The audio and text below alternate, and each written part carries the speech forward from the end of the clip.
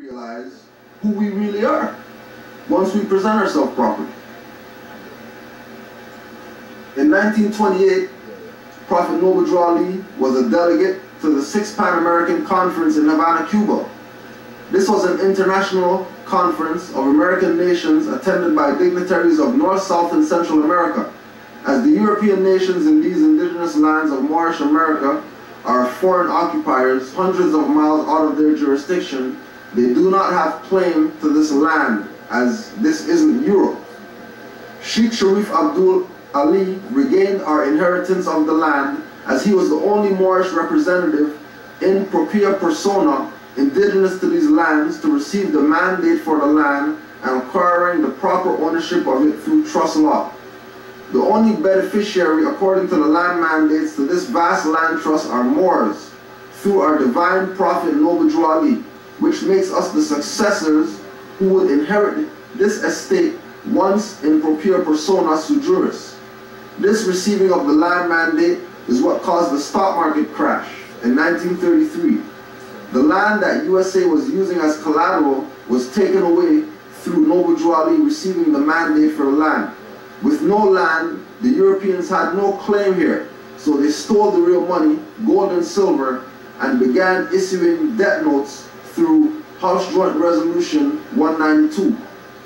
The importance this issue has in governmental structure is that Prophet Noble Drew Ali said that he has come to pull the covers off secret societies.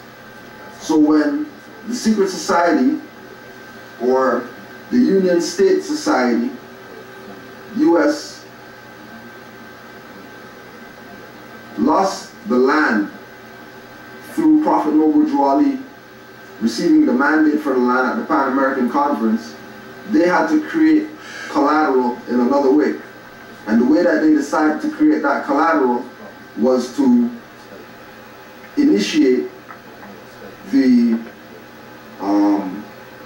bonded person structure that they have with the birth certificate and the straw man and all that stuff right now, that the people are chattel property, and based on the people being chattel property, they are collateral. This is why in any employment office you go to now, there is a human resources department. And that used to be a personnel department. Because human resources, humans are a resource. Just like natural elements are a resource. And oil is a resource. And gold is a resource. And diamonds are a resource. And there's all of these, air is a resource. And wind is a resource. People are now resources. Right? A misconception that the masses have about Moors is that our fezzes mean secret societies, and that the secret society is a club like the Rotary or Cadets or Boys Club, when the foundation of secret societies is Moorish history, science, and birthright theft. Freemasons are different than Masons. Freemasons wear a fez that has a bound tassel with jewels and lettering on their fez. Moors' fezzes are as is, no jewels, writing, or bound tassels, as this is our national headdress. And we are the sons of our mother, the Zodiac. It's not that much of what Noble Drew Ali did was Freemasonic, but much of what Freemason fraternities did was Moorish spiritual practice and Egyptian culture. Facts of this are intertwined in the history of Freemasonry, third-degree Master Mason, Harim Abif allegory. It's even evident in some of the names of the fraternities' lodges that these Europeans in these societies stole certain keys from Moors.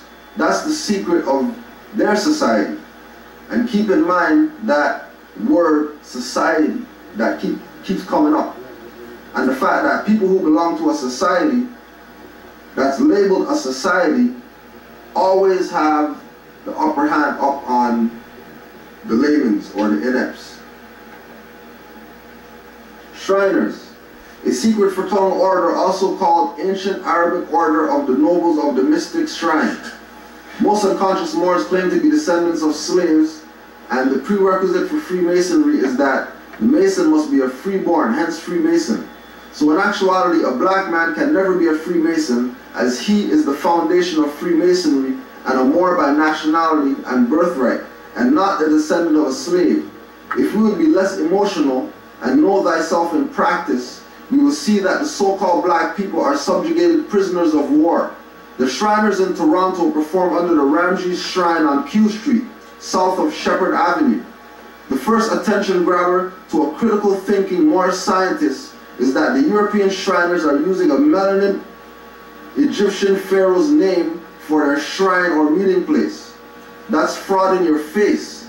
But if you don't know yourself, melanin being, as your ancient foremothers and forefathers taught you, you will never notice when your birthrights are being stolen and claimed by your servant under custodianship.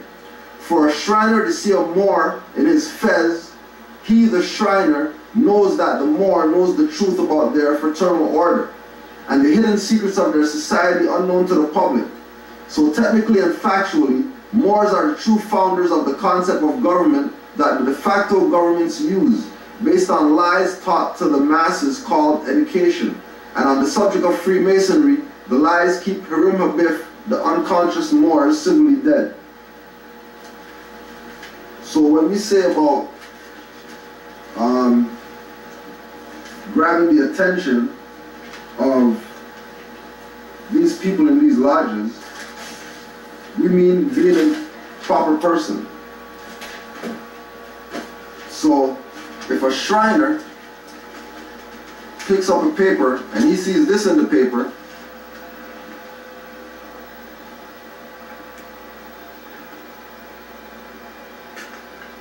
he's going to be offended. Because here's a so-called Negro black colored person wearing the headwear that he wears in the lodge that he can't wear outside the lodge.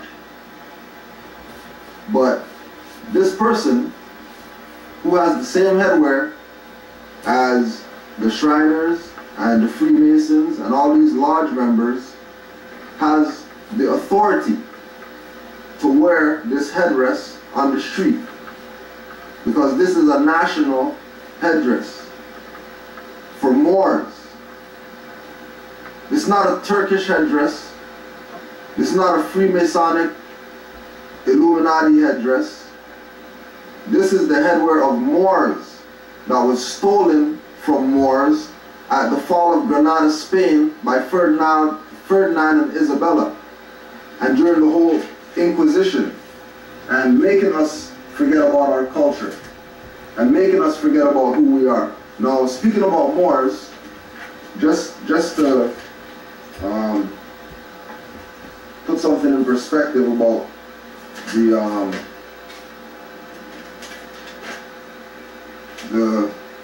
war against nationality and Moors. On Tuesday, September 16th, the female whose child got taken, her and the father of the child, they received bail, right? $2,500 bail. 2 and 5 is 7. All right? And both of them got $2,500 bail. So that's 7-7. All right? And then on the 17th, so on the 16th she got bail, right? And the bail was $2,500, which is 7. And the husband's bill was $2,500, which is 7. The day after the bail, there was a shooting at a school called Bendale Collegiate.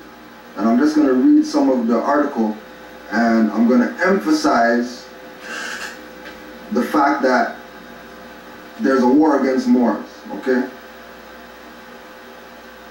Bendale Business and Technical Institute has always had a bad reputation. There are drugs, guns, fights, and gangs. But over the past year, teachers and parents have been working to change that. They brought in hall monitors and cameras. Police officers began building relationships with students. Morale had never been higher, said Jeanette Morin, chair of the parent council. All that changed yesterday. Minutes before lunch, Timon Moore was shot once in the abdomen in the school parking lot. The 16-year-old, 6 and 1/7, fled inside and collapsed near the front entrance. As the school went into lockdown, Moore was taken to Sunnybrook Hospital with life-threatening injuries and several hours of surgery, but in stable but critical condition. So understand that these people know what they're doing. In their news, whether it's on TV, whether it's in the newspaper, they're not one bit worried about the misconceptions, because they know that the people are brainwashed. Now, other thing I wanted to bring to your attention is the fact that the Shriners and the YMCA have a very strong connection. The Shriners and the Knights Templar have a very strong connection, because right here in this book, this is the directory of the YMCA, of every YMCA in the world. You look at the logo on this book, you would see that this logo is the symbol called the Chiro.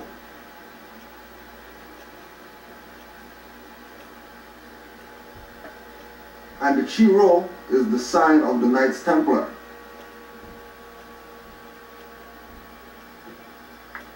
Now the YMCA changed their name to YMCA because Young Men's Christians Association were actually the Knights Templar Crusaders